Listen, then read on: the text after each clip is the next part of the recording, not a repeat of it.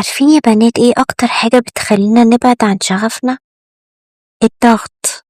الضغط اننا لازم نلاقي بسرعة، ان لازم يبقى عندنا شغف واضح، انه لازم نبقى عارفين احنا رايحين فين، وكأن الحياة سباق ولازم نلحق. بس الحقيقة مختلفة تماما. الشغف مش اختبار ومش حاجة تتقاس بالسرعة. الشغف رحلة، والرحلة دي ليها وقتها. كل ما تضغطي على نفسك كل ما بتبعدي أكتر، لأن الضغط بيخلق خوف، والخوف بيوقفك. طيب نعمل ايه؟ أول خطوة اهدي، فعلا اهدي.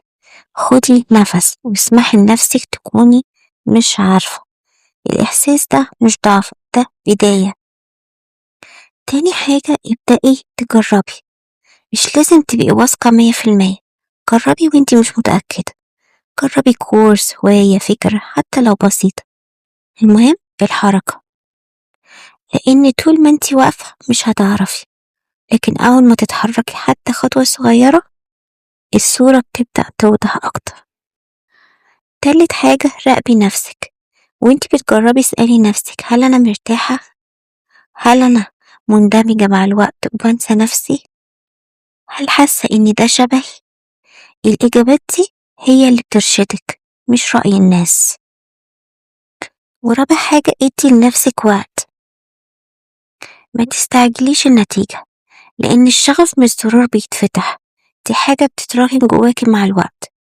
كل مرة تجربي حاجة حتى لو مش مناسبة ليكي انت كده بتقربي أكتر من الحاجة الصح.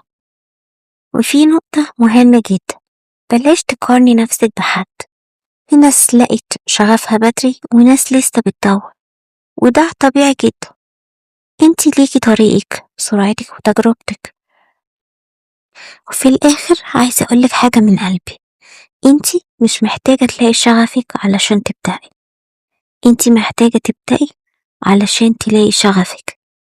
فما تستنيش الإحساس، اعملي الخطوة، ومع كل خطوة هتقربي أكتر لنفسك، الحياة اللي شبهك بجد.